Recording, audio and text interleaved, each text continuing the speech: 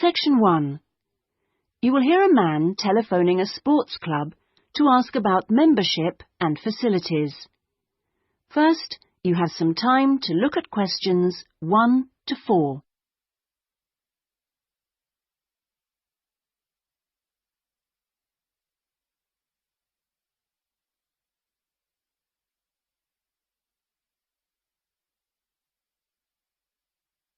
You will see that there is an example that has been done for you.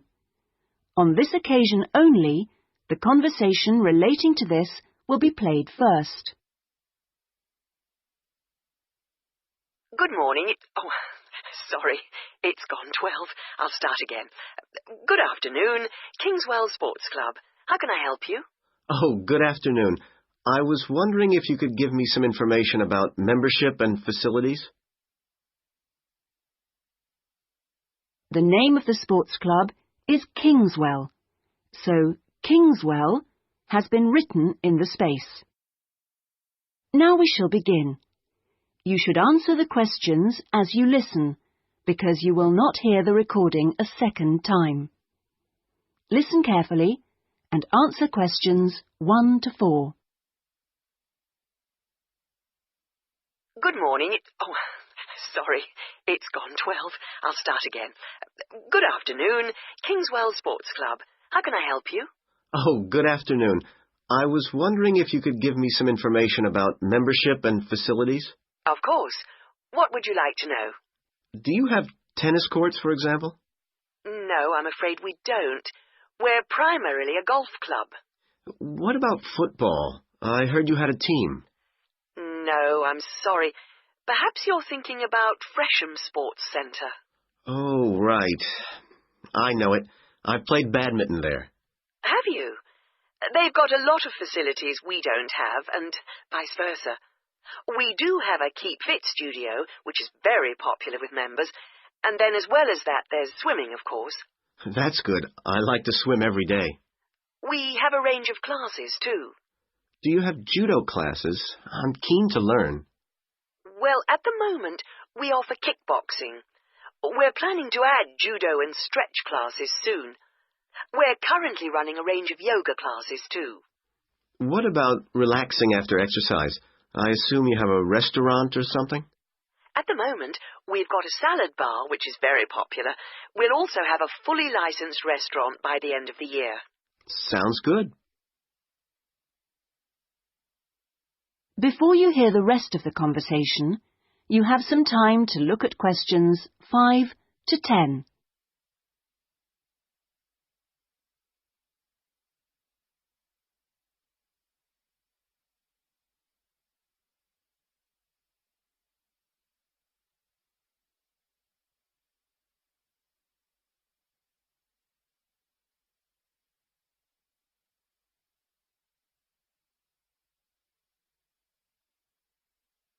Now listen and answer questions 5 to 10. What kind of membership are you interested in? Not really sure. What are the options? Well, there are 3 different membership schemes. I see. What's the difference? Well, the first one's called Gold, and you can use all the facilities at any time of the day or week. You can also join in as many classes as you like for free. That sounds good. Is it very expensive? Well, you pay a £250 joining fee, and then it's £450... Oh, no, I'm sorry. It's just gone up by £50. Sorry about that. It's now £500 for the annual subscription fee. Right, got that. And what's the next type?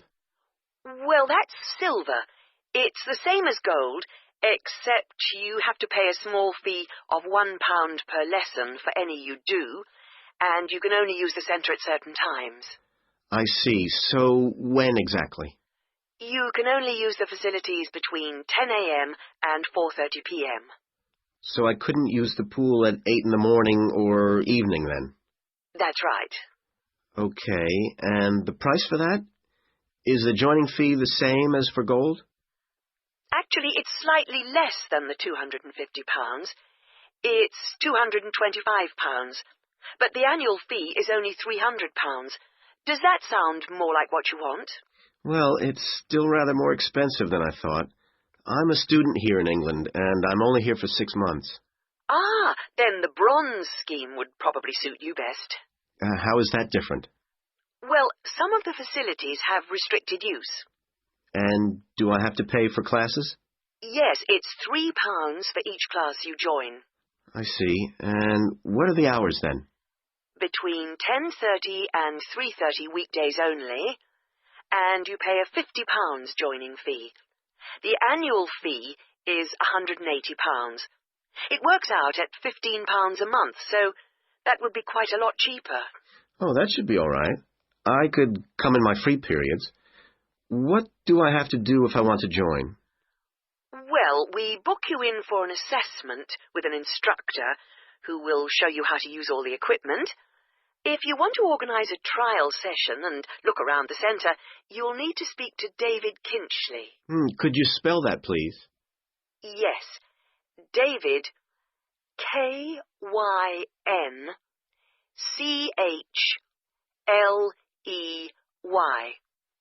I'll give you his direct line number. It's 0458 95311. Thanks. Thank you for calling Kingswell Sports Club. That is the end of section 1.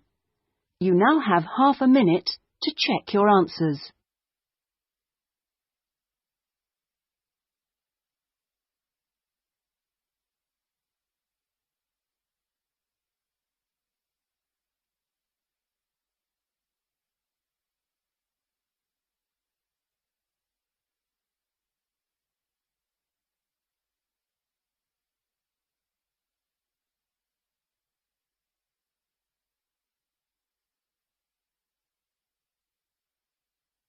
Now turn to section 2.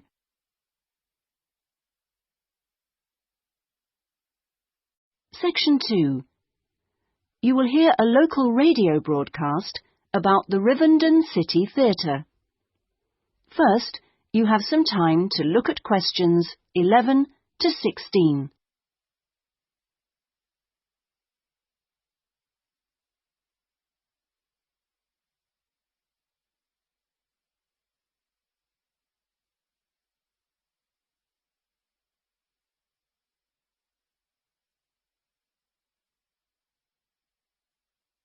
Now listen carefully and answer questions 11 to 16.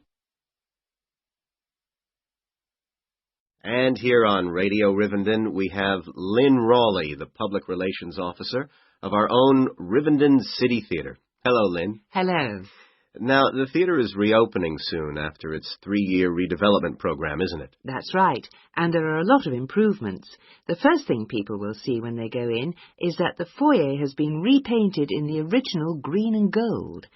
Then the box office has been reoriented with its own access from the side of the building instead of through the foyer, which means it can be open longer hours and has more space too. The shop that used to be in the foyer, which sold books and CDs, is the one part of the redevelopment which isn't yet complete. The plan is to find new premises for it near the theatre, and we've had difficulty finding somewhere suitable. We hope to reopen the shop in the next few months.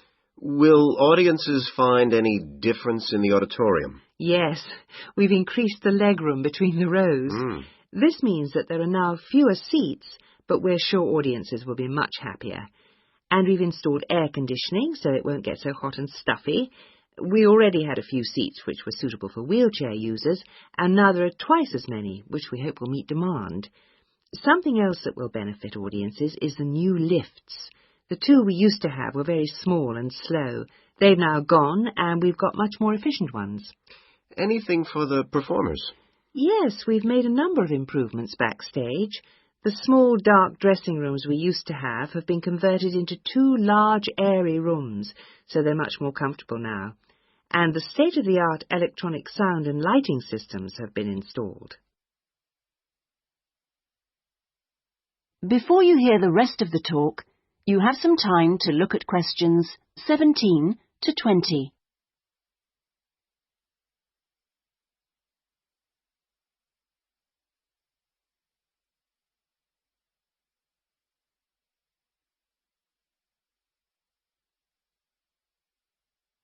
now listen and answer questions 17 to 20. Okay, so what's the first play that audiences can see when the theatre reopens? We've got a very exciting production of Peter Shaffer's Royal Hunt of the Sun, which is currently touring the country. That starts on October the 13th and runs till the 19th. We're experimenting a bit with the time the curtain goes up. We used to start all our performances at 7:30, but that made it difficult for people to go home by public transport. So instead, we're beginning at 7, because at 9:45, when it finishes, there are still buses running. Tickets are already selling fast. The Friday and Saturday performances sold out almost immediately, and in fact now there are only tickets for Monday and Thursday. How much are they? We've introduced a simpler price structure. Ticket prices used to range from £6 to £30, but now they're all £18. They're available from the box office, in person, by phone, fax or post, or online. Okay, Lynn, now if you'd like to give the contact details for the theatre so that our listeners... That is the end of section 2. You now have half a minute to check your answers.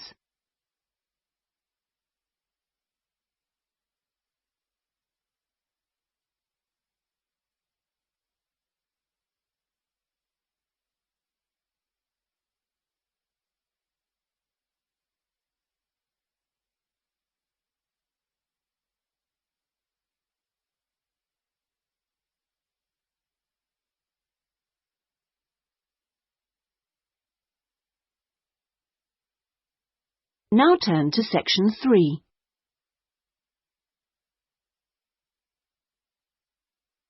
Section 3. You will hear a man inquiring about college courses. First, you have some time to look at questions 21 to 25.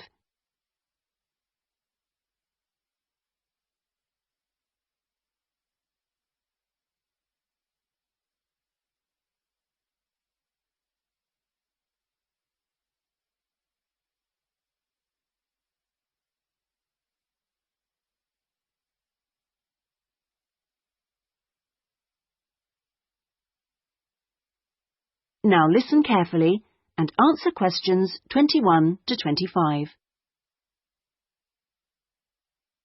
Hi, can I help you?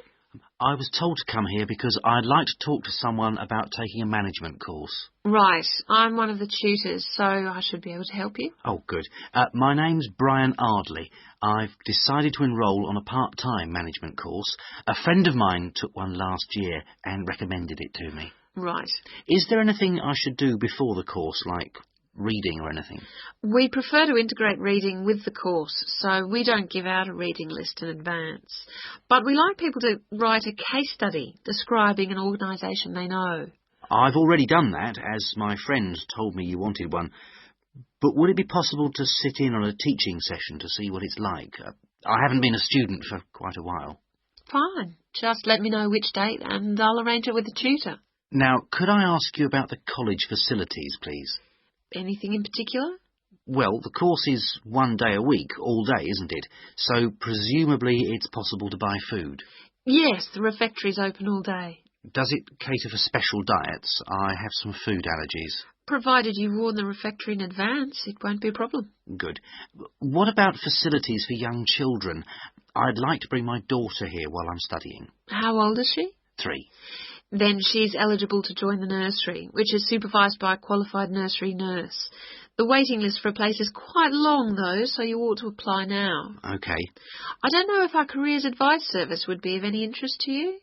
Yes, it might help me decide how to develop my career after the course. The centre has a lot of reference materials and staff qualified to give guidance on a one-to-one basis. I noticed a fitness centre next to the college.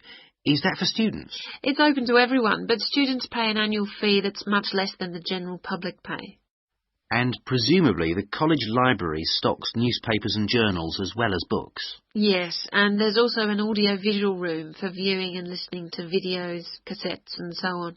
Is there also access to computers? Yes, your tutor will need to arrange with a technical support team for you to get a password, so ask him or her about it when you start the course. OK.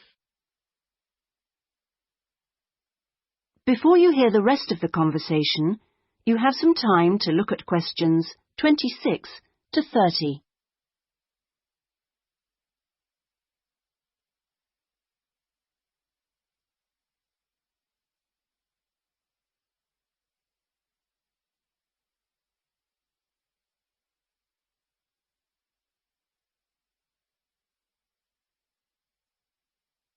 Now listen and answer questions 26 to 30. By the way, do you know about our business centre? No, what's that? It's a training resource, a collection of materials for people to study on their own or use in their own organisations. Uh-huh. You mean books and videos? Yes, and manuals for self-study, plus a lot of computer-based materials so people can work through them at their own speed and repeat anything they aren't sure about. And you can hire laptops to use in your own home or workplace, as well as printers that you can take away. Does it have anything that I could use to improve my study skills? I don't have much idea about report writing, and I'm sure I'll need it on the course. Oh, yes, there's plenty of useful material. Just ask one of the staff. Does the centre cover all the main areas of business? Yes, topics like finance and, of course, marketing, that's a popular one. Local managers seem to queue up to borrow the videos. So it isn't just for students, then? No, it's for members only, but anyone can join. How much does it cost? £100 a year for a company and £50 for an individual, with no discount for students, I'm afraid. Well, that's very helpful. Well, I think that's all. I'd better go home and fill in the enrolment form. Thanks for all your help. You're welcome. Goodbye. Goodbye. That is the end of section 3. You now have half a minute to check your answers.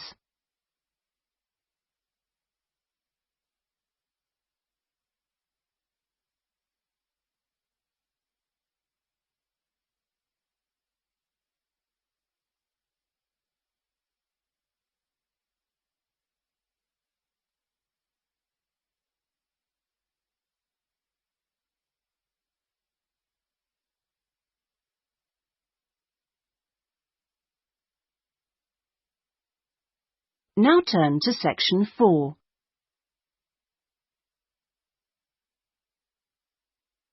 Section 4. You will hear a talk on a social history of the East End of London. First, you have some time to look at questions 31 to 40.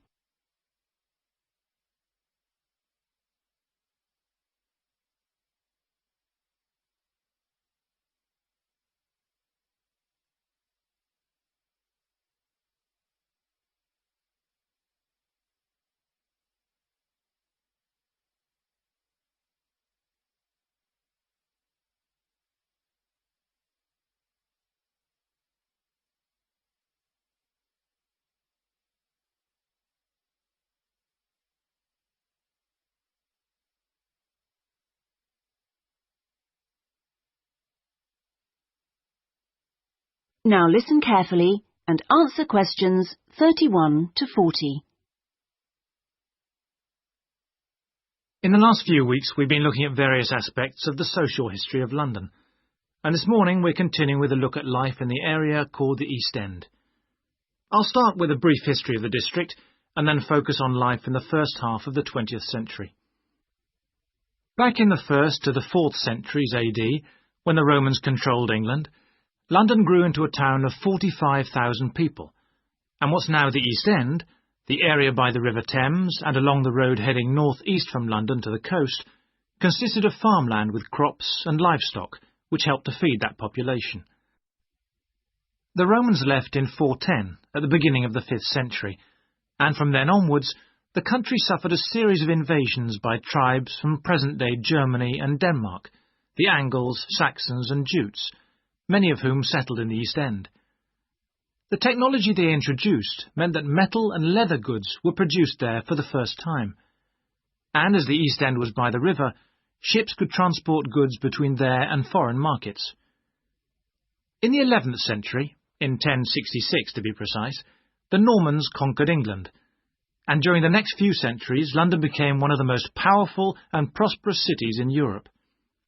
The East End benefited from this, And because there were fewer restrictions there than in the city itself, plenty of newcomers settled there from abroad, bringing their skills as workers, merchants or moneylenders during the next few hundred years. In the 16th century, the first dock was dug, where ships were constructed, eventually making the East End the focus of massive international trade.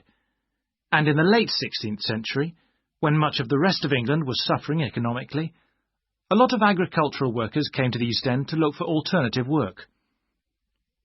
In the 17th century, the East End was still a series of separate, semi-rural settlements. There was a shortage of accommodation, so marshland was drained and built on to house the large numbers of people now living there. By the 19th century, London was the busiest port in the world, and this became the main source of employment in the East End. Those who could afford to live in more pleasant surroundings moved out, and the area became one where the vast majority of people lived in extreme poverty and suffered from appalling sanitary conditions.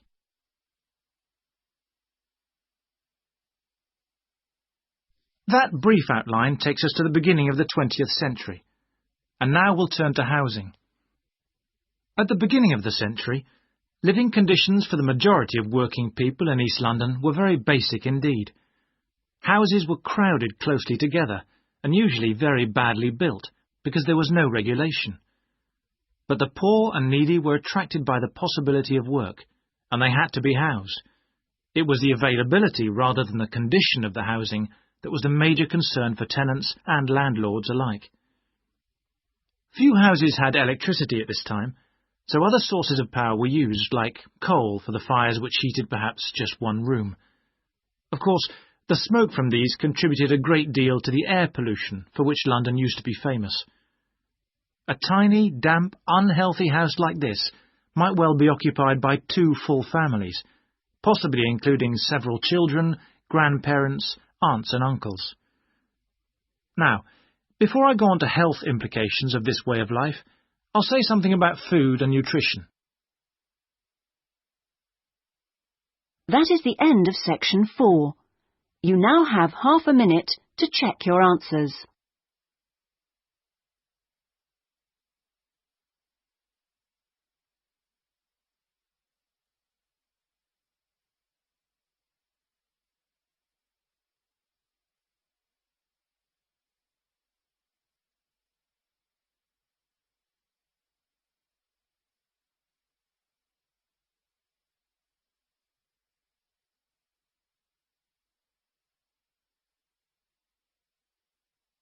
That is the end of the listening test. In the IELTS test, you would now have 10 minutes to transfer your answers to the listening answer sheet.